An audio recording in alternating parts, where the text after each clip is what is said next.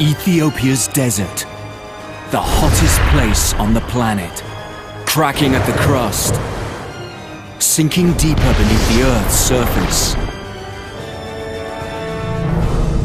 But while this hostile wilderness offers little opportunity for life, some of Africa's highest mountains rise high out of the ashes, creating an aerial oasis for some of the world's most unique and adaptable creatures. This is a land of extremes. This is Ethiopia.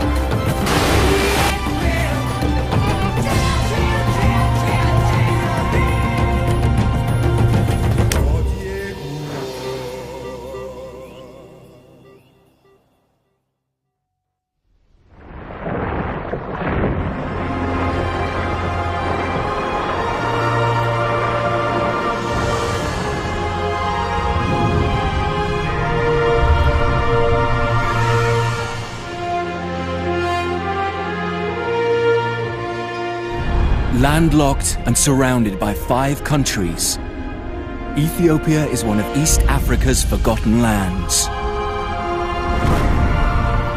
Seemingly passive deserts in fact seethe with fire.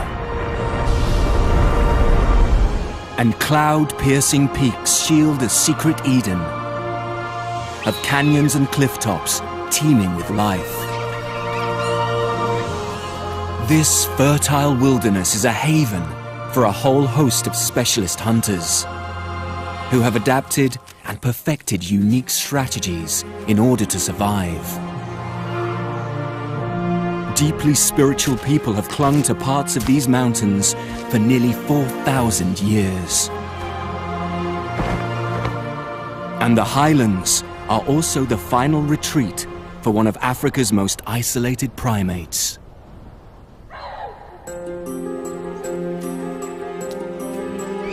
Gelada baboons are the last surviving species of a widespread group of grass-grazing monkeys, once found across the whole of Africa.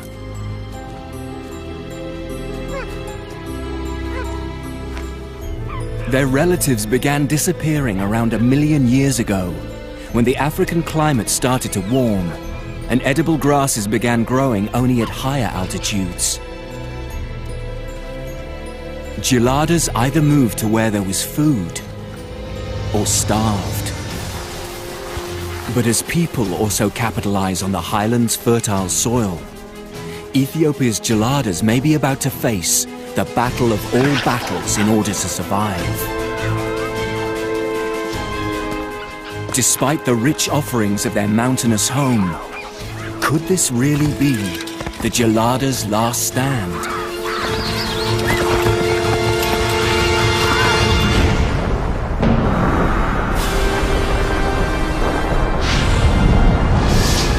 "75 million years ago, magma from deep beneath the Earth's surface forced upwards a huge dome of ancient rock 800 kilometers wide, giving birth to the Ethiopian highlands.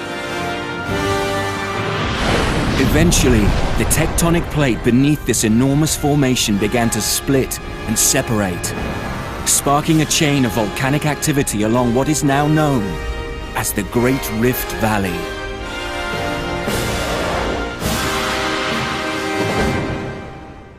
Today, 30 million years later, the Earth's crust along Ethiopia's rift is still being pulled apart at a rate of 1.5 centimeters a year. It is also sinking. The Danakil Desert or Depression is currently over 100 meters below sea level, making it one of the lowest points on the Earth's surface. The Danakil is also the hottest place on the planet. The average annual temperature is 34 degrees centigrade, with mercury levels frequently rising above 50. And with just 200 millimeters falling each year, rain is a rare event. Sulfur-spattered hot springs bubble away, heated by boiling lava deep beneath the Earth's surface. Lunar-like conical vents continuously let off steam.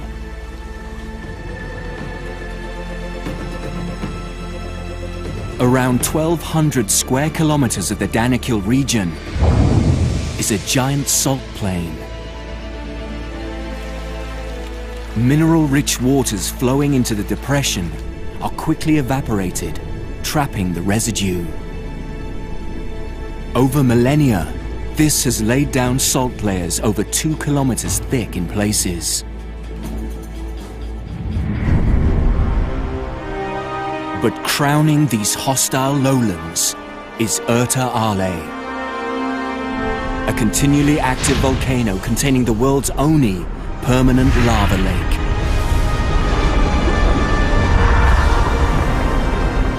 This sea of molten rock is more than half a kilometer across.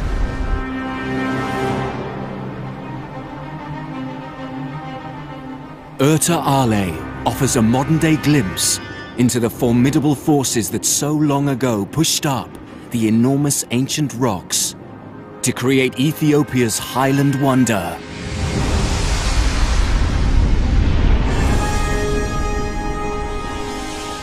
The roof of Africa.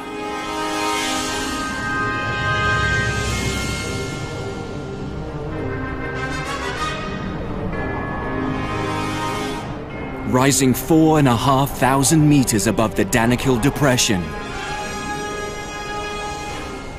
This mountainous region forms the largest continuous area of its altitude in the whole of Africa. Little of its surface falls below 1,500 meters. And the annual rainfall up here is around 7 times that of the parched land below.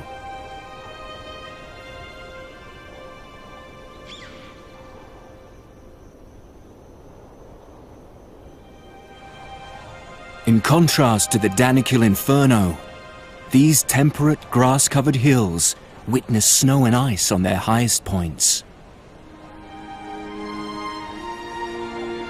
Night temperatures often fall below freezing. Despite the evening chill, Ethiopia's Simien Mountains provide the perfect home to one of Africa's most unusual grazing mammals.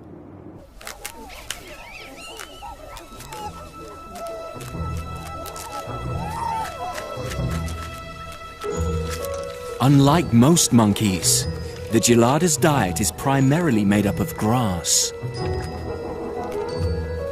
Because a handful of these green blades contains a relatively small amount of energy, geladas spend around 60% of their waking hours cropping the plains. Unusually large molar teeth enable them to grind out the nutrients of each blade. Feeding is a sitting-down affair. Opposable thumbs along with a short index finger allow for a precise tweezer grip. Perfect for plucking grasses close to the root. With herds numbering up to 600 individuals, the highlands' grassy plateaus are in no time stripped short.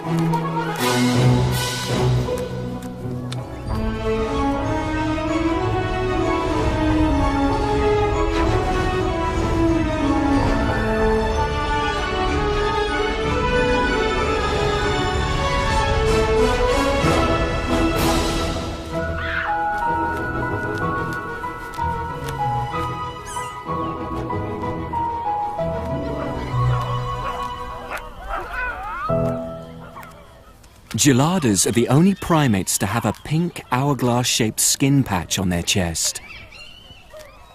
As well as adding to their distinctive looks, it has a more important use. In other baboon societies, the female's bottom changes appearance, signaling she's ready to mate. But because geladas spend so much of their time sitting down, it's their chest patch that blisters and becomes brighter in color whenever they're fertile.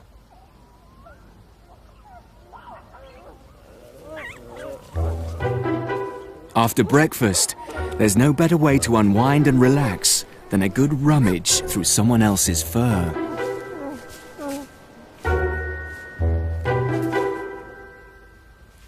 This adult male gelada is about the size of a large domestic dog. He's the head of his own harem, made up of around a dozen females and their young. Although grooming also helps reaffirm social bonds throughout most of the group, it seems this alpha male would be far better off scratching his own back, not wasting his efforts on the females. Despite being the so-called boss, it's actually the women who call the shots in this society. Where to walk, when to eat, including when it's time for their leader to be replaced. Bands of bachelor males roam the outer perimeter of the herd, looking for signs of weakness, looking to catch the eye of any one of the females.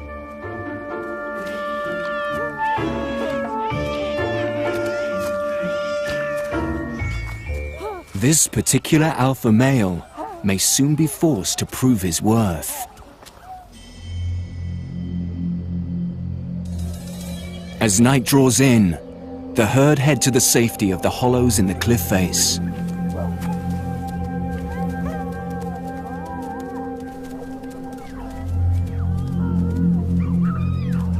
Long, thick coats of hair may protect them from the cold night air, but would offer little defense against the tearing teeth of the mountain's most notorious nocturnal predator.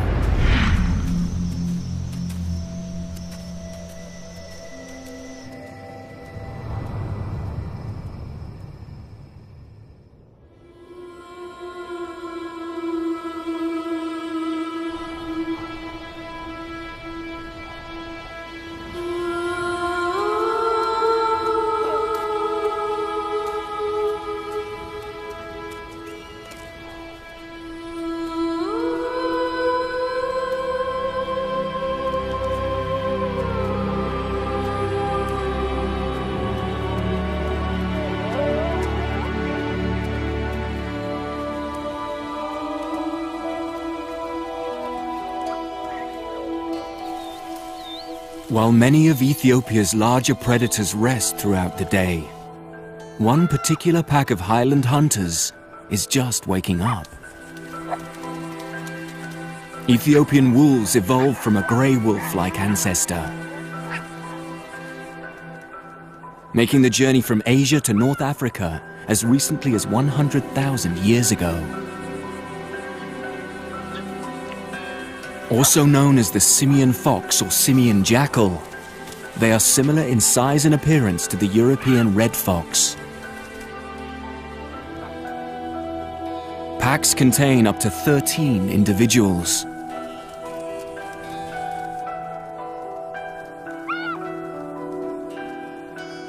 Like all wolves, this carnivore has excellent hearing and a highly sensitive sense of smell.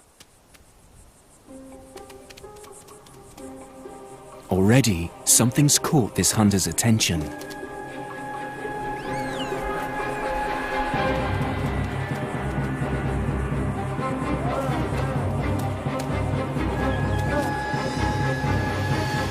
But unlike their pack-hunting cousins, Ethiopian wolves have modified their hunting strategy. They choose to hunt alone on the open grasslands, splitting up from their groups to track down their prey. The hunter freezes. Silence is key to avoid alerting its victim. keeping a low profile. It closes in. This stalking strategy can last just a few seconds, or sometimes up to an hour. Fortunately, geladas aren't on this predator's menu. Its eyes are focused on a much smaller meal. Success. Ethiopian wolves are the ultimate rat catchers. Of the species living on the plateau, small grass rats are the most hunted prey. Over 95% of the wolves' diet is made up of rodents. With the hunting mission over, the individuals regroup and return to camp. Young, hungry, and impatient mouths demand their share of breakfast. While some pups still rely on regurgitated catch, other members of the pack prefer their meals intact. Although it appears some youngsters want the best of both worlds. Like geladas, these extraordinary wolves are unique to Ethiopia's highlands. But there's another species that's also made these dramatic mountains its exclusive home. This creature has nerves of steel.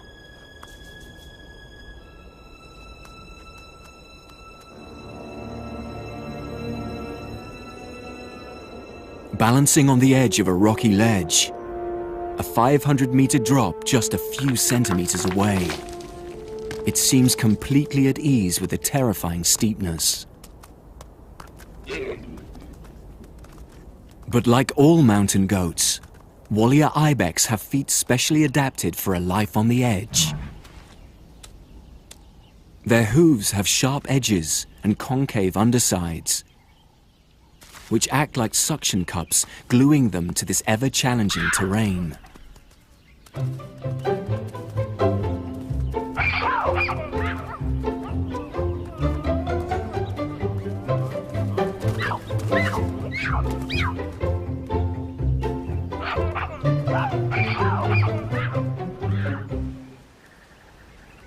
Even climbing trees to reach a meal proves effortless.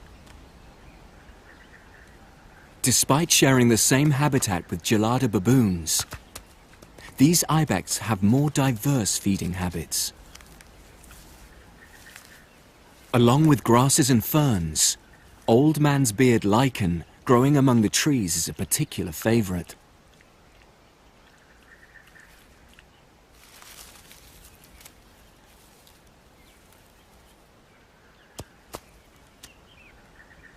Male ibex spend the majority of their time living together in small groups,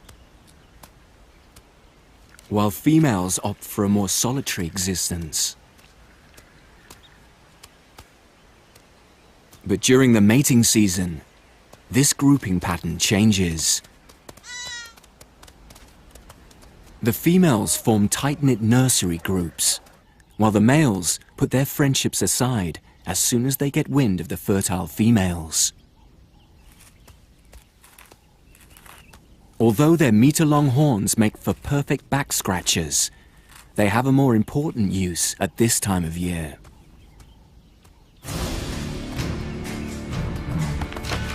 Known as rutting, this clashing of heads is what sorts out the men from the boys.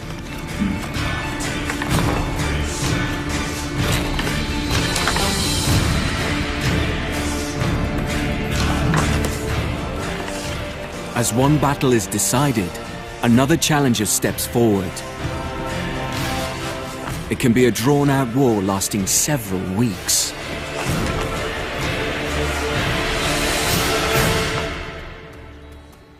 The eventual victor gets to dominate the female herd, increasing his chances of siring the most offspring. Although Ethiopia's highlands provide the perfect refuge for many creatures, There's another mammal that has also risen to the challenge of surviving here.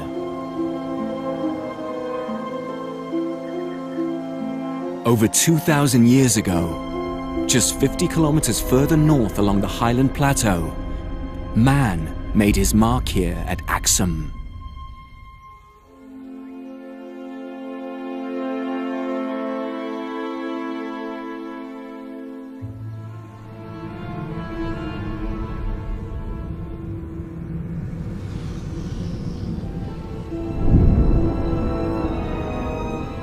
These obelisks crown the tombs of Ethiopia's ancient royal rulers, who chose this region as their political and religious capital around 3,000 years ago.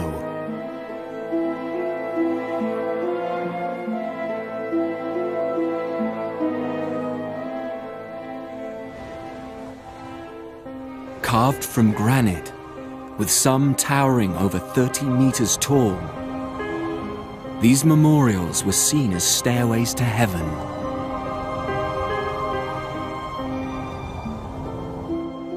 In the same mountainous district, a series of caves lie hidden amongst the landscape.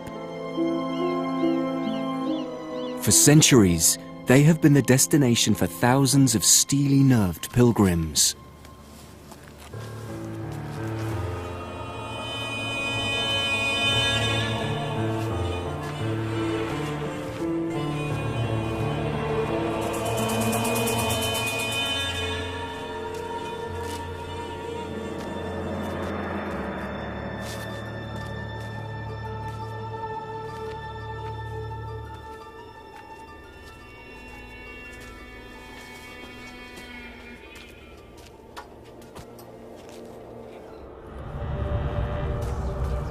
Cut out of the solid rock face, this Christian Orthodox church is one of 100 or so, perched high up within these vertical cliffs.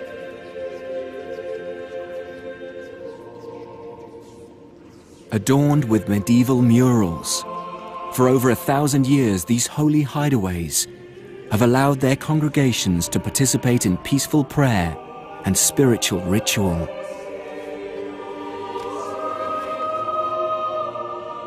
Founded back in the 4th century by a shipwrecked Christian, Ethiopia's Orthodox Church is one of the oldest established churches in the world.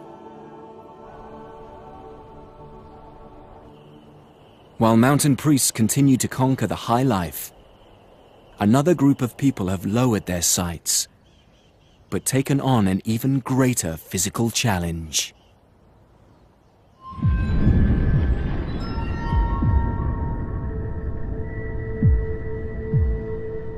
In Ethiopia's hostile Danakil Depression, the shimmering 50-degree heat reveals what appears to be a mirage of life. But this is no illusion. These are the Afar, one of the toughest tribes on the planet.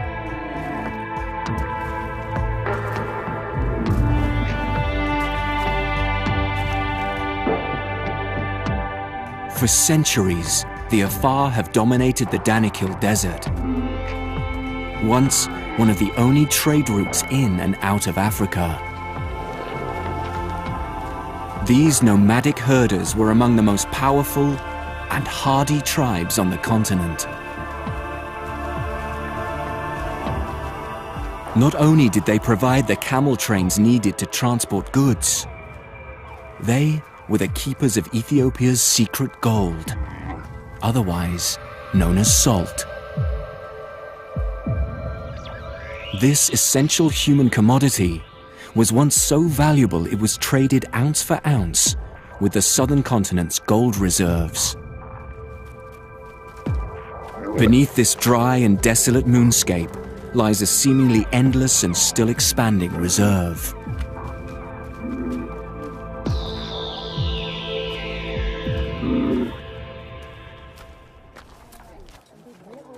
Although not quite as valuable today in monetary terms, the Afar still guard and defend this territory with all their might.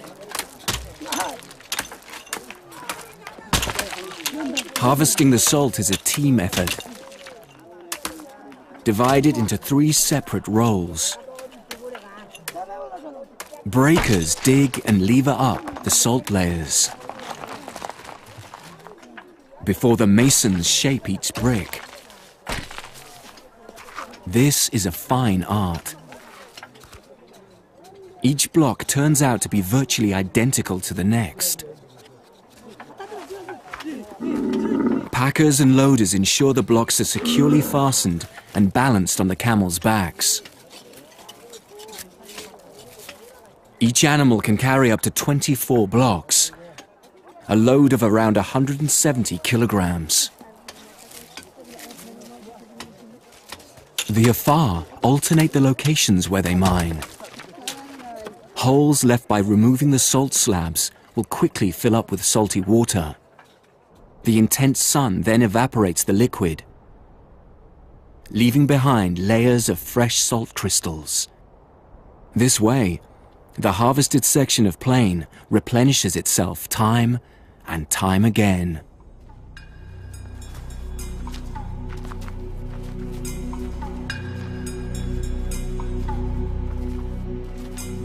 Once fully loaded, the 50-strong camel train begins the 2-week trek up to the temperate highlands. Eventually, the salt will be traded and distributed to the mountain region's various markets. As one group of hardy warriors scrape out a living in the desert, in the gelada-inhabited highlands, another gang of primates face harsh challenges of their own. This group of gelada bachelor males are planning a raid. The harem's alpha realizes he needs to act fast if he is to protect and retain the support of his much-prized females. Pulling back his highly elastic upper lip over his nose, he reveals 2-inch-long canines.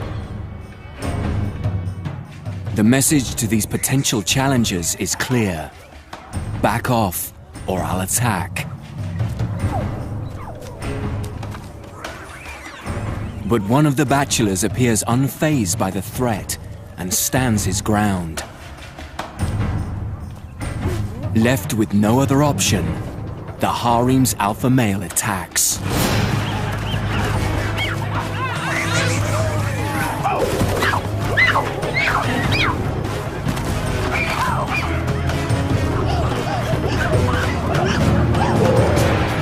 But this time, the harem leader has met his match.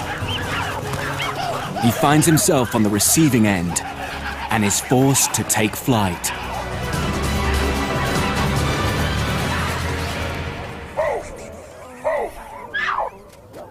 With badly bruised pride, the alpha male attempts to rejoin his group.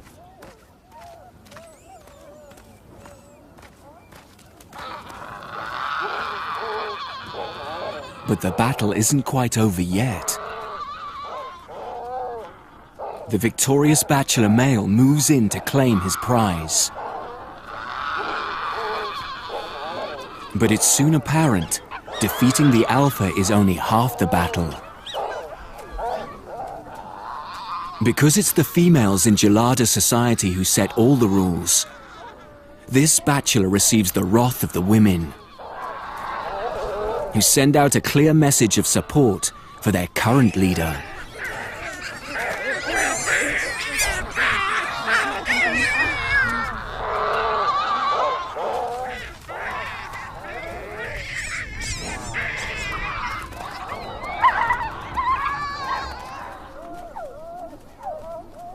Although today the alpha has the backing of the females, it won't be long until he falls out of favor and the harem welcomes a new challenger chasing the top job.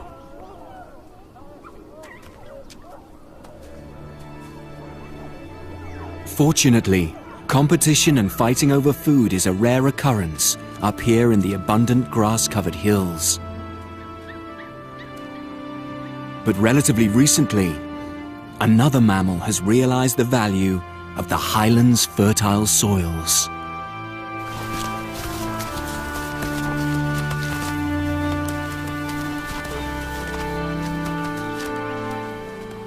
Perched on the lower ledges of this mountain kingdom are the Amhara, farmers whose lives depend on a crop that is as old as the hills. Teff. This humble wheat is the ancestor from which varieties such as millet have since been cultivated, and is an integral part of Amhara society. Teff seeds are so small, a single handful is enough to sow an entire field. While men work the terraces, it is the women of the village who turn the grain's chalky flour into large leathery pancakes.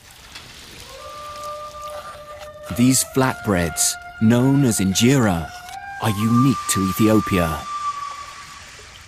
Teff is milled into powder, then mixed with water, yeast, and a small quantity of flours.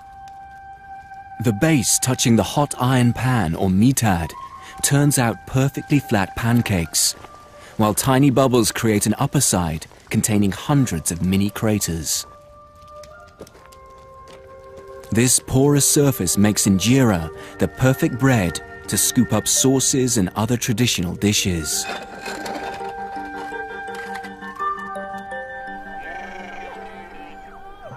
As well as farming crops, the Amhara also maintain herds of cattle, sheep, and goats.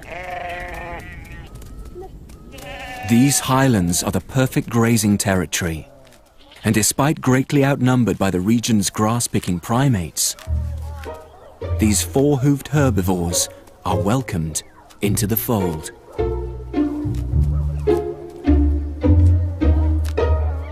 But when it comes down to invading personal space, there are limits. An arm's length appears to be the accepted distance, although some of the younger members of both groups haven't yet got the message. Gelada females only give birth once every other year, so babies can enjoy the undivided attention of their doting mothers right up to their second birthday. Females' teats lie so close to the center of their chest, youngsters are often able to feed from both simultaneously. Once refueled, baby geladas get straight back to business. Play fights, somersaults, and roughing up your best friend are daily necessities. The youngsters appear indestructible, as their seemingly fragile bodies bend in two and survive plummets of several meters.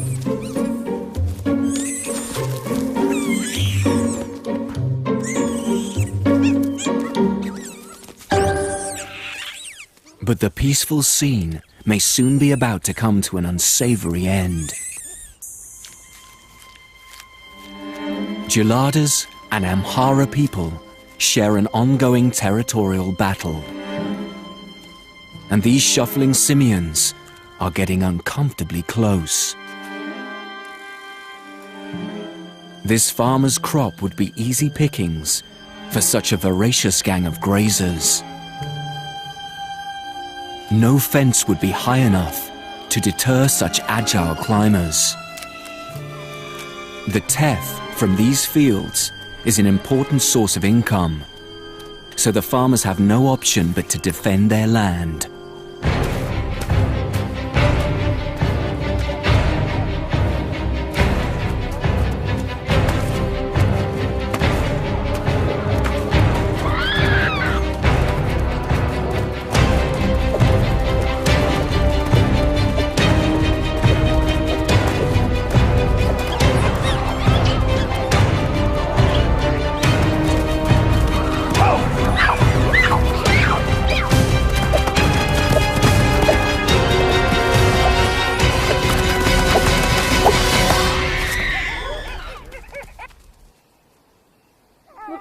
Losing your grip on these steep cliffs can have severe consequences.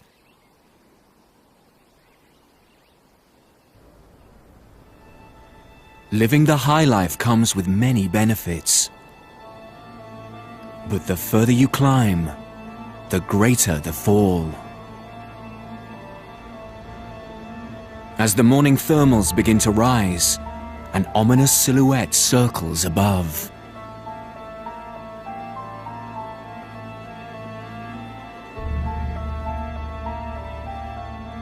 The arrival of the highlands undertakers confirms the demise of one of the mountain's monkeys. At over a meter tall, lappet-faced vultures are one of the largest scavengers in the region. It dominates all other birds when feeding. The carcass is quickly stripped clean as other airborne freeloaders get wind of the meal.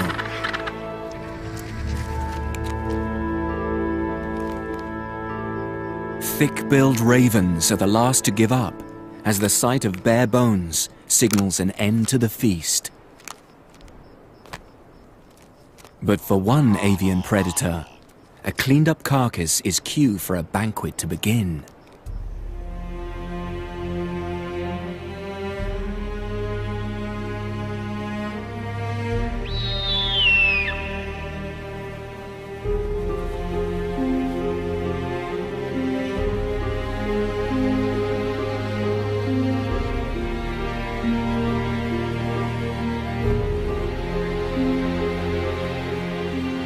The Lammergeier vulture is unique. With a wingspan tipping 3 meters, it's one of the world's largest birds of prey. It's also the only creature on the planet with a bone-dominated diet. A highly acidic stomach enables it to digest entire bones overnight. Although even for this giant, there are limits to the portion size it can swallow. But for the Lammergeier, the bigger the bone, the better, as it has developed a remarkable strategy to consume these oversized chunks.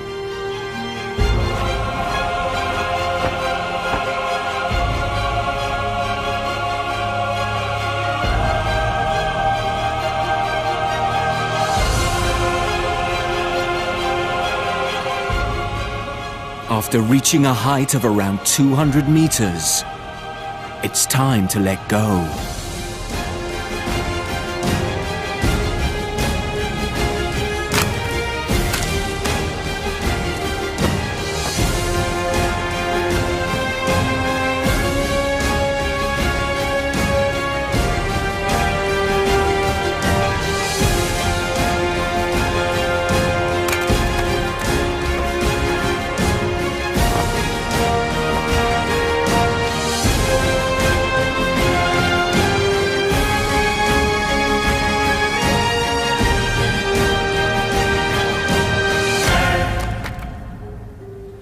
This bone-breaking action can be repeated up to 30 times, until the fragments are small enough to digest.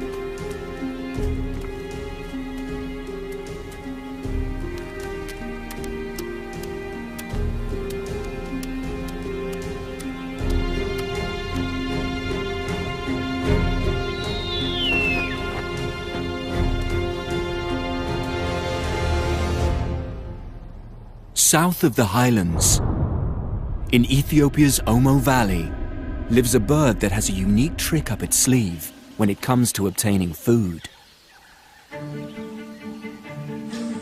This species is being followed. Each time it bounds from tree to tree, a series of shrills and calls seem to advertise its new location.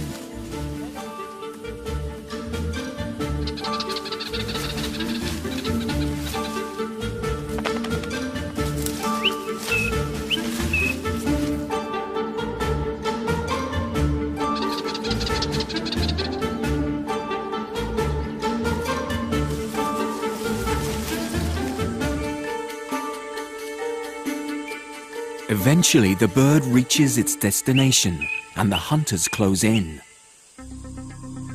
Which is exactly what this greater honey guide intended. These Suri tribesmen are after one thing, and this bird has led them directly to it. But between this trio of trackers and the prize lie several hundred sting-wielding bees.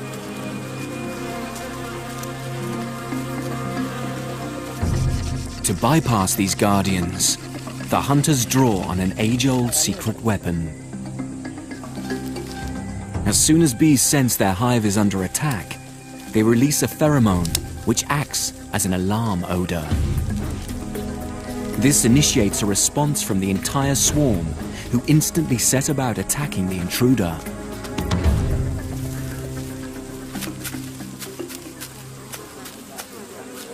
The hunter blows smoke into the nest.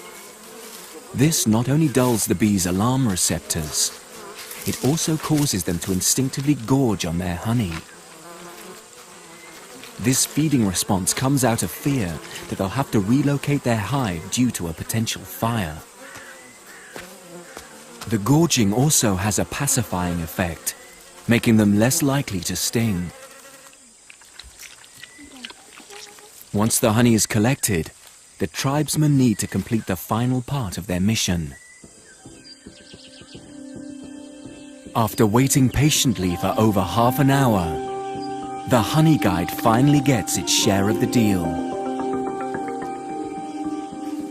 Honey guides are one of the few birds that have specialized enzymes, allowing them to digest beeswax. Along with the odd insect larvae, it makes up the majority of this species' diet. Without the hunters, or another honey-seeking animal's help, the bird wouldn't be able to access the wax hidden deep within the hollow of the tree. Should the tribesmen fail to reward their assistant, legends state next time it could take revenge by leading them to a waiting lion or venomous snake. As well as collecting honey, the Suri people are farmers, keeping a large number of cattle and other livestock.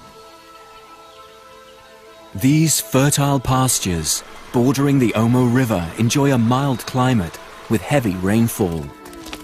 Perfect for raising cows, which are an important status symbol for the Suri. Not only do the cows provide milk, during the dry season they're also the source of another protein-rich, thirst-quenching drink. One of the tribe's teenagers takes aim and makes a small incision in the side of the cow's neck. Around 2 liters of blood is collected from each animal once a month. Each bowl is consumed instantly before the contents begin to congeal. The Suri rarely eat their cows and will only kill them as a sacrifice on very special occasions. Men are judged on how many cattle they own and begin caring for their calves from the age of 8.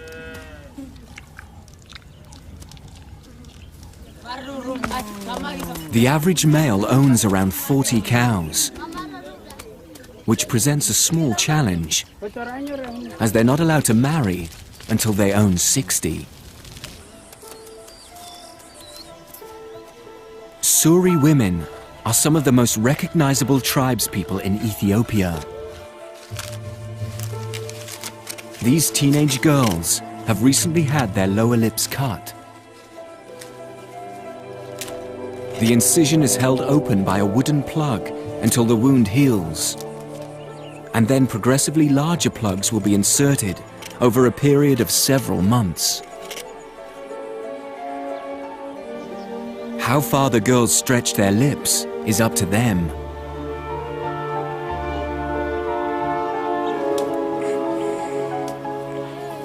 But the larger the clay plate they are able to hold, the more desirable they become to a future husband. It isn't known exactly why lip plates were first used. Some believe it was meant to discourage slavers from trading the women. But to the men of the village, it is a sign of beauty. The larger the lip plate, the greater number of cows they must pay for a bride.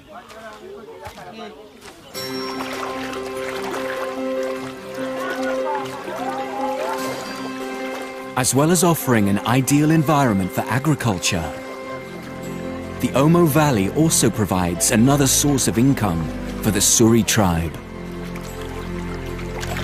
These nearby streams reveal a luxurious legacy of Ethiopia's volcanic past.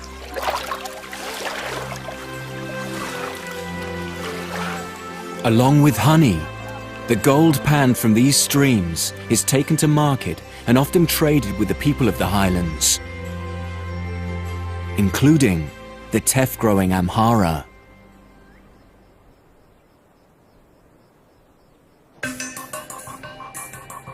In the foothills of the highlands, it's market day.